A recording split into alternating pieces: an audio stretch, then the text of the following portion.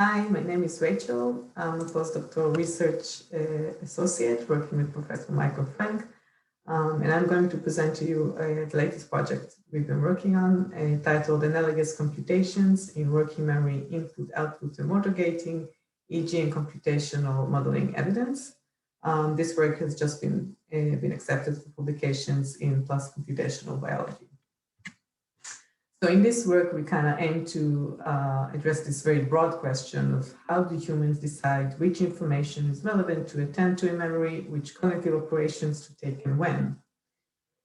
So in this talk, I will present a line of evidence that suggests that flexible updating, maintenance, and retrieval of relevant information for working memory are managed by gating computations in the frontal striatal network that leverages a canonical motor gating mechanism.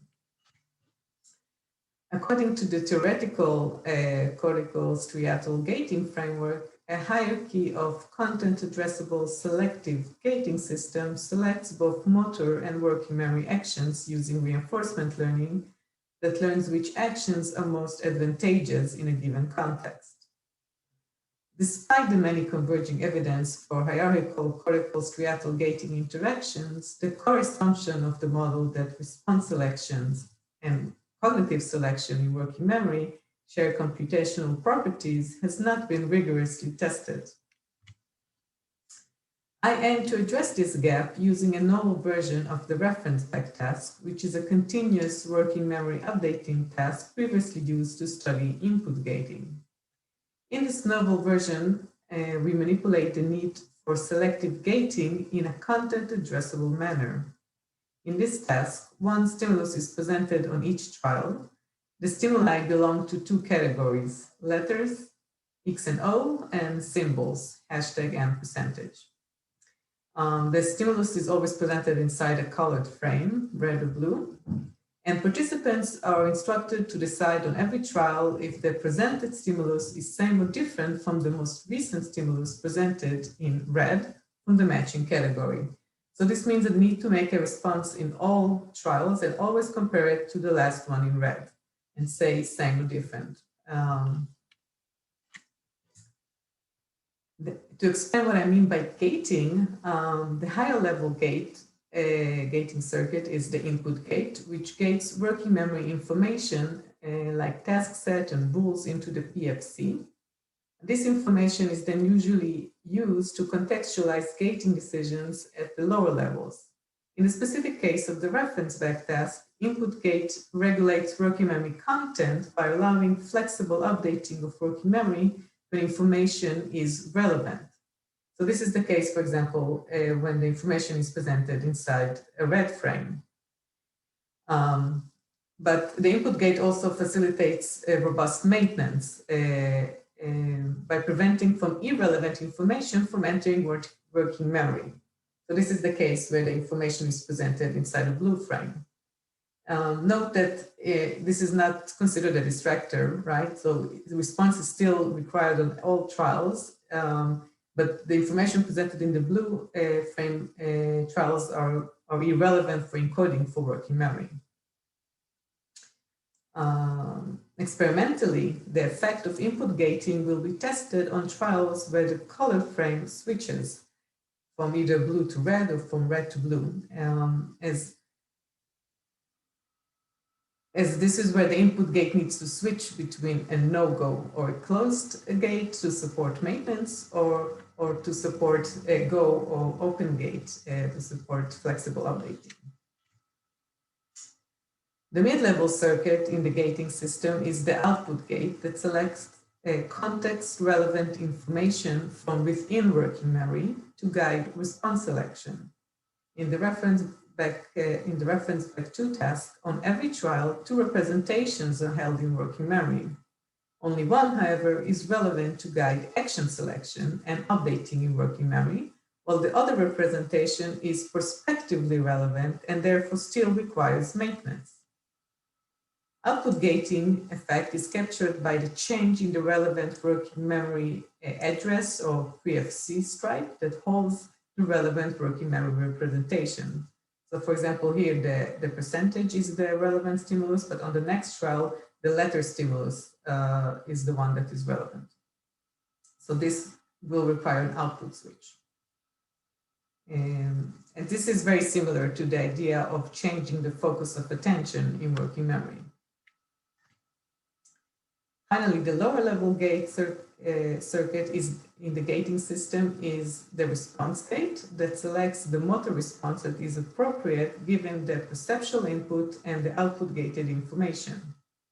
Response gating effect is captured by change in the response from one trial to the next. So for example, here, the correct response is same, and then in the next trial, the correct response is different. So there's a switch in the relevant response. Our first prediction was that gate switching at all three levels would lead to a cost on RT, on reaction time. We leveraged three orthogonal switch versus repeat trial contrast to index gating demands. The behavior results confirmed that gate switching in all three levels lead to a cost on RT.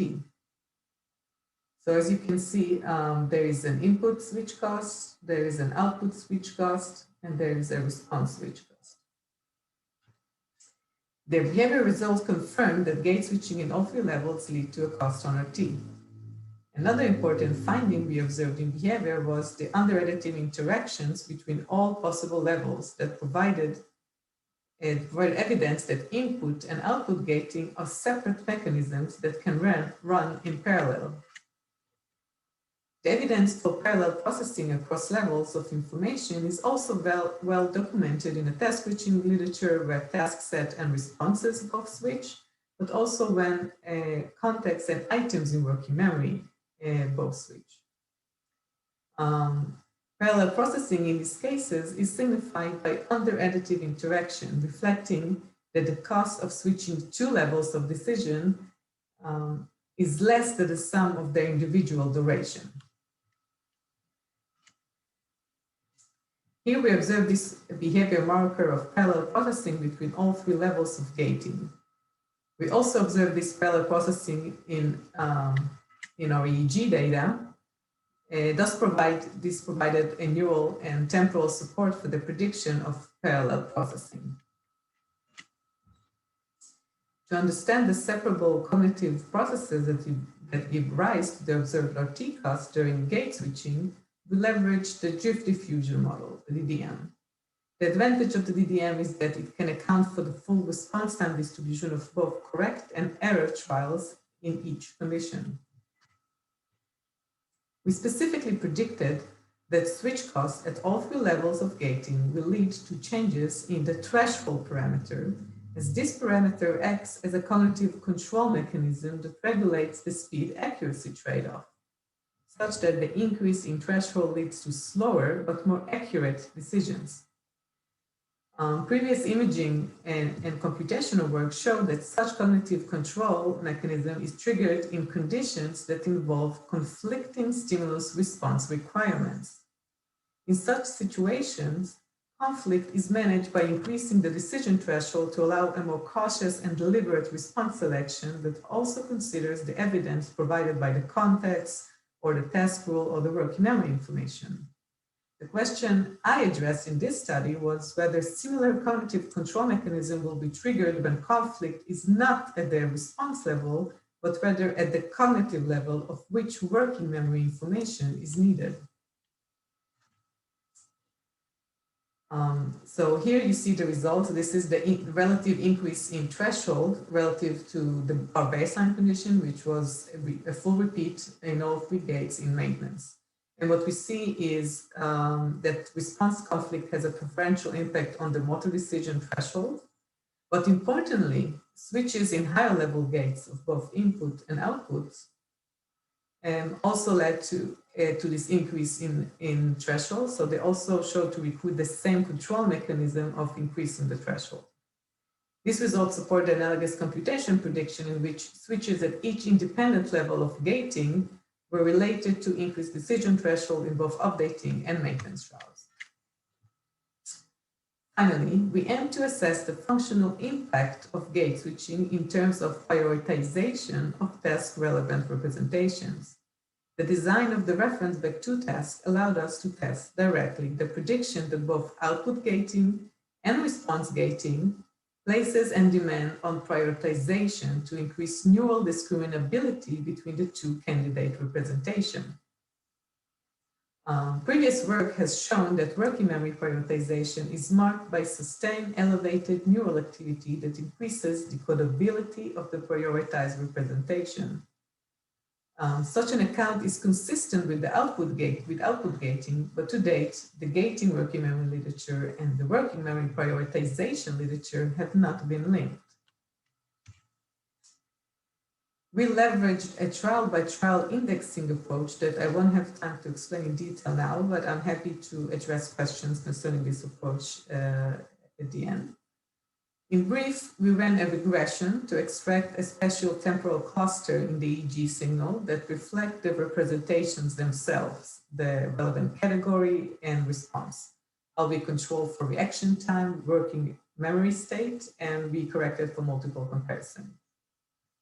Supporting the notion that switches at the relevant level enhance the need for gating, we found that trial-wise neural similarity increased following switches of the relevant gate.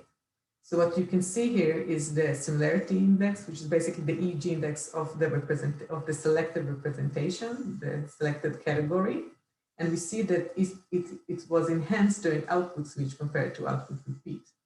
And we see the same thing during response switching. So the similarity index or the EEG index of the response representation was enhanced during response switches compared to response repeat. Together, these results support the notion that selective gating above cognitive and motor level share the functional role of prioritization that increases the neural index of the representation selected by the relevant gate. These findings provide behavior, trial-wise EEG, and computational support for the theoretical framework of cortical striatal gating, in which working memory information selection by input and output gating leverage a canonical motor gating mechanism. I want to thank you. I want to thank my lab, and I want to thank you all for listening, and I'm happy to accept questions. Thank you.